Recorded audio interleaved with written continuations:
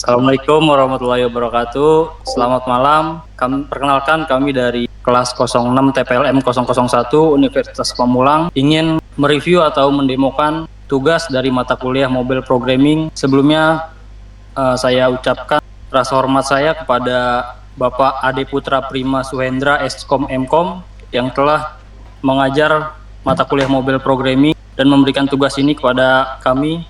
Perkenalkan, nama saya Ibnu Koyum. Di sini saya bertugas sebagai UI UX Design dan selanjutnya ada Saudara Rahmat Hidayat. Mungkin bisa dijelaskan job desk-nya? Ya, di sini saya sebagai dokumentasi dan untuk pembuatan diagram. Ya, terima kasih. Perkenalkan dulu, nama saya Saino Ahmad Habibi. Saya di sini bertugas sebagai pembuat diagram UML. Baik, terima kasih. Sebelumnya Saudara Ibnu, testing pengujian aplikasi dan integrasi fitur. Perkenalkan, saya Andreas Kurnia Meldana. Di sini untuk job desk saya adalah sebagai programmernya. Sekian perkenalan singkat dari kami. Selanjutnya mungkin akan dilanjutkan oleh Saudara Rahmat untuk membacakan tujuan dan manfaat dari tugas ini. Ya, di sini saya akan menjelaskan sedikit terlebih dahulu. Mahasiswa sering menghadapi banyak tugas, proyek, dan ujian yang memerlukan manajemen waktu yang baik. Namun banyak kesulitan yang mencatat dan mengatur tenggang waktu, sehingga menyebabkan keterlambatan dan stres. Dari itu kita dapatlah suatu tujuan dari penelitian ini. Yang pertama, membuat aplikasi manajemen tugas mahasiswa dengan pengingat otomatis. Yang kedua, membantu mahasiswa mengatur dan memprioritaskan tugas-tugas mereka. Dan yang ketiga, menyediakan notifikasi otomatis agar tidak perlu atau tidak lupa untuk deadline. Sekian dari saya, terima kasih, dan dilanjutkan oleh Saudara Ibnu. Baik, terima kasih kepada Saudara Rahmat atas penjelasannya. Selanjutnya kita lanjut kepada Saudara Sandi untuk menjelaskan bagaimana aplikasi tersebut bekerja. Kepada Saudara Sandi kami persilakan. Baik, terima kasih. Sebelumnya izin di sini mendemo aplikasi yang kita rancang, yaitu aplikasi Study Buddy. Baik, mungkin sebagaimana pada umumnya, sebelumnya download dulu aplikasinya. Nah, kebetulan di sini saya sudah download di manajer aplikasi, di aplikasi, terus ada di sini aplikasinya sudah terinstall kebetulan Study Buddy. Mungkin kita lanjut aja, kita langsung buka aplikasinya untuk mereview bagaimana cara kerja dari aplikasi Study Buddy ini. Nah, kita buka untuk laman awalnya yang akan kita pakai di aplikasi ini. Nah, di sini juga ada logonya ya, kucing memegang buku. Nah, di sini ada text file untuk mengisi dan password. Nah, kita isi. Kemudian passwordnya kita isi juga seperti pada umumnya. Nah, kita klik button sign up. Nah, di sini ada notifikasi di bawah, email sudah digunakan. Nah, berarti akun yang kita daftarkan sudah terdaftar. Kita klik tulisan yang paling bawah ini, sign in, yang berwarna biru. Nah, dia akan terlempar ke halaman login. Nah, kita masukkan kembali. Sekarang kita klik button login. Nah, di sini sudah ada notifikasi di bawah full. Nah, untuk aksesnya ini kebetulan aksesnya masih dikunci oleh Saudara Ray. Bisa tolong dibukakan, Ray, aksesnya? Oke, baik Saudara Sandi. Ini saya akan mempraktekkan dengan nama Sandi Ribu ya. Ya, betul.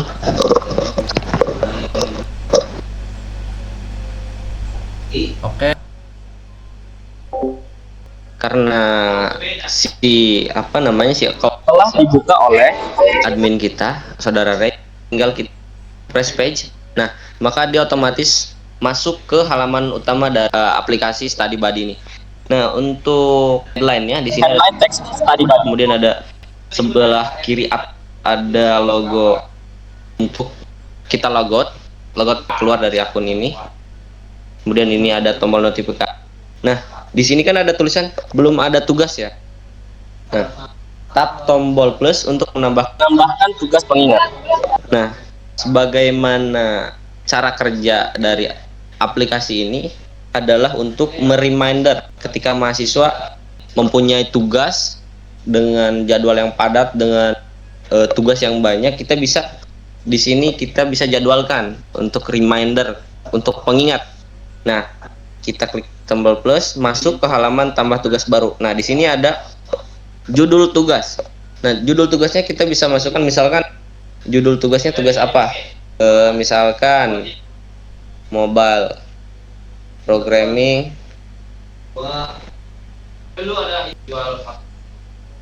APK, membuat aplikasi kasir. Nah, deskripsi tugasnya juga kita bisa masukkan di sini. Misalkan fitur di dalamnya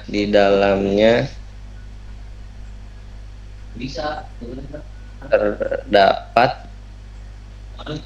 pembayaran QRIS misalkan ya.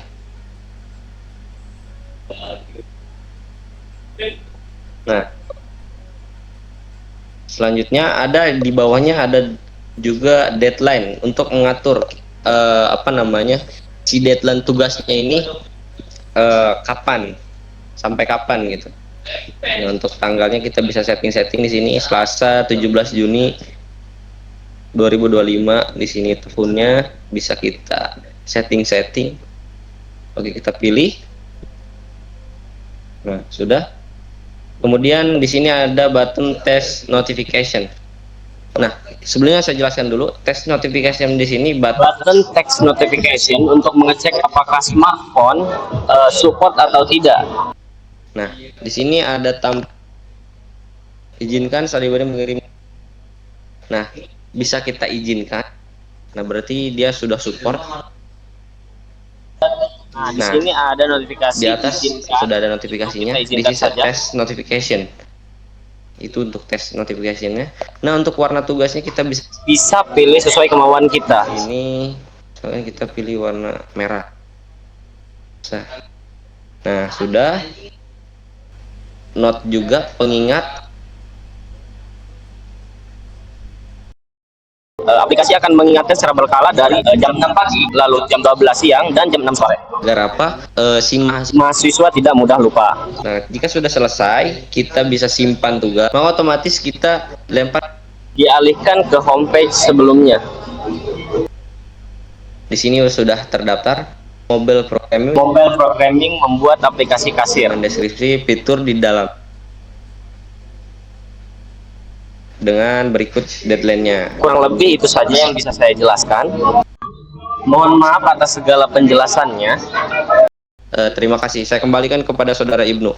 Ya, baik. Terima kasih pada Saudara Sandi atas penjelasan mengenai aplikasi yang dibuat. Selanjutnya mungkin akan dijelaskan mengenai fitur-fiturnya oleh Saudara Sainu. Waktu dan tempat, saya persilahkan. Ya, terima kasih Saudara Ibnu. Ya, saya akan membahas penjelasan tentang fitur-fitur yang ada di dalam aplikasi StudyBuddy ini. Yang pertama itu ada Cupertino Icons, yaitu icon yang bergaya iOS. Kedua itu ada INTL, itu adalah format tanggal, waktu, dan angka. Ketiga itu ada Flex Color Picker, yaitu pemilih warna fleksibel. Keempat itu ada Firebase Core, inisialisasi Firebase. Kelima tuh ada Firebase Out, yaitu autentikasi pengguna Firebase. Keenam tuh ada Cloud Firestore, yaitu akses database Firestore. Ketujuh tuh ada UID, yaitu membuat ID unik. Kedelapan tuh ada Flutter Launcher Icons, yaitu atur icon aplikasi. Ke-9 tuh ada Flutter Local Notification, adalah kirim notifikasi lokal. Ke-10 tuh ada Permission Header, yaitu kelola izin aplikasi. Ke-11 tuh ada Time Zone, yaitu atur zona waktu. Ke-12 tuh ada Flutter Don't Have, yaitu gunakan variabel dari file env. Ya, itu saja sih fitur-fitur dari aplikasi StudyBuddy ini. Ya, saya kembalikan kepada Saudara Ibnu. Baik, terima kasih banyak kepada Saudara Sainu telah menjelaskan fitur-fitur yang ada di dalam aplikasi StudyBuddy ini. Kemudian saya lanjut kepada Saudara Andreas sebagai programmer yang membuat aplikasi Study Buddy ini. Waktu dan tempat saya persilahkan. Oke, terima kasih atas waktu dan tempatnya Saudara Ibnu. Di sini saya akan menunjukkan sedikit source code-nya dari aplikasi kita. Oke, dari tampilan dari interaksi user awal, aplikasi akan mengirim ke registrasi ya, ke halaman registrasi atau sign up. Oke, di sini otomatis role yang diisi oleh user itu bersifat kosong atau unauthorized. Jadi ketika user membuat email dan passwordnya, itu role-nya akan otomatis isinya kosong. Lalu jika user dari tampilan login, aplikasi akan menentukan role dari email tersebut apa. Jika sudah diverifikasi oleh saya atau tim kami, itu jika role adalah user, maka akan menampilkan homepage seperti yang dicontohkan oleh Saudara Sandi tadi. Jika admin, ke admin page, dan jika masih kosong akan ke unverified page seperti yang tadi Saudara Sandi tampilkan juga. Lalu langsung saja ke notification service-nya. Sebelumnya kalau untuk tampilan admin saya belum terlalu membuatnya. Kalau tampilan unverified seperti ini kira-kira. Lalu untuk bagaimana skema notifikasi ini bekerja? Notifikasi ini kalau untuk yang di button test notification tadi itu saya menggunakan ID 999 karena ini ID untuk tes ya biasanya ya. Lalu kalau misalnya yang notifikasi yang seperti biasa seperti apa? Dia akan mengirimkan judulnya test notification, lalu di bawahnya apa isi dari notifikasi tersebut.